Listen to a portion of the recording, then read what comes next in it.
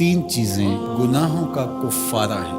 فَإِسْبَاغُ الْوُضُوءِ فِي الصَّبَرَاتِ، جھاڑے میں ٹھنڈے موسم میں پورا وضو کرنا ہے، مکمل اہتمام کے ساتھ وضو کرنا موسم سرما میں، یہ گناہوں کو مٹا ڈالتا ہے۔ اور دوسری چیز ارشاد فرمائی وَإِنْتِظَارُ الصَّلَاةِ بَعْدَ الصَّلَاةِ، ایک نماز کے بعد دوسری نماز کا انتظار کرنے بیٹھ جانا کہ عصر پڑھ لی اب مغرب پڑھ کے جائیں گے، مغرب پڑھی اب عشاء پڑھ کے جائیں گے، تو ایک نماز کے بعد دوسری نماز کا انتظار۔ حضرت عبداللہ ابن عباس رضی اللہ تعالیٰ عنہ فرماتے ہیں کہ حضور فرماتے ہیں کہ میں نے اپنے رب کی زیارت کی۔ حضرت عبداللہ ابن عباس فرماتے ہیں کہ میرا گمان ہے کہ یہ حضور کسی خواب کی کہانی سنا رہے ہیں۔ تو ارشاد فرمایا کہ جب میں نے اپنے رب کی زیارت کی تو میرے رب نے مجھے کہا کہ یہ فرشتے جو ملائے اعلیٰ میں بحث کر رہے ہیں یہ کس امر میں گفتگو کر رہے ہیں، فرشتے کسی معاملے میں تکرار کر رہے تھے، تو ان کی گفتگو کس عنوان سے ہے؟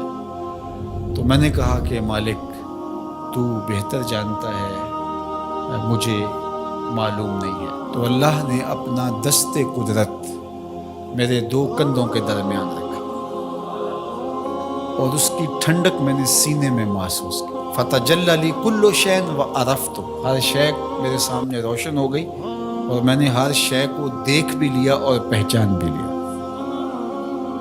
تو پھر میرے رب نے کہا کہ اب بتاؤ، تو ظاہر ہے اس کا دست قدرت میرے دو کندھوں کے درمیان آیا اور ہر شے میرے سامنے آ گئی۔ تو میں نے عرض کی یا اللہ یہ کفارات اور درجات کے بارے میں آپس میں بحث کر رہے ہیں، اور وہ کفارات کیا ہیں؟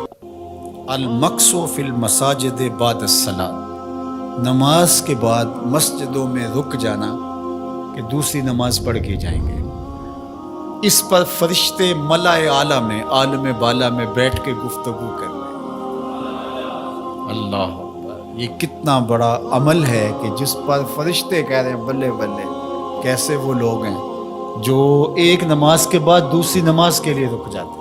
اور ایک حدیث پاک میں آتا ہے صحیح بخاری میں، 7 اشخاص ایسے ہیں قیامت کے دن کڑکتی دھوپ میں جب کوئی سایہ نہیں ہوگا اللہ انہیں اپنے عرش کا ٹھنڈا سایہ عطا فرمائے۔ ان میں سے ایک وہ آدمی جس کا دل مسجدوں کے ساتھ جڑا ہوا ہے، مسجد کی حاضری اسے بہت پسند ہے۔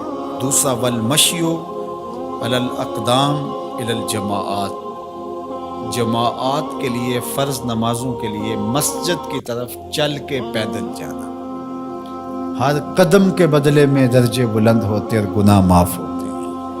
اللہ اکبر،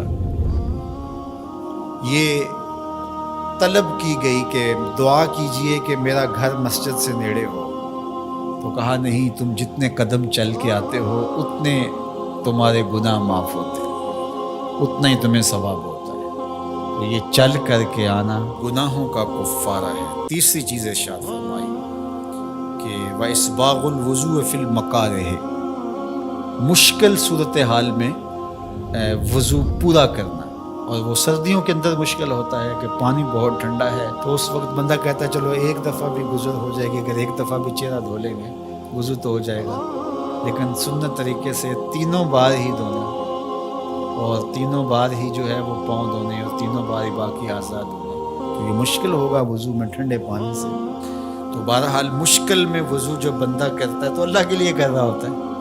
اللہ اکبر، تو اللہ تعالیٰ کو یہ بڑا پسند ہے، اس سے اللہ گناہ ختم کر دیتا ہے۔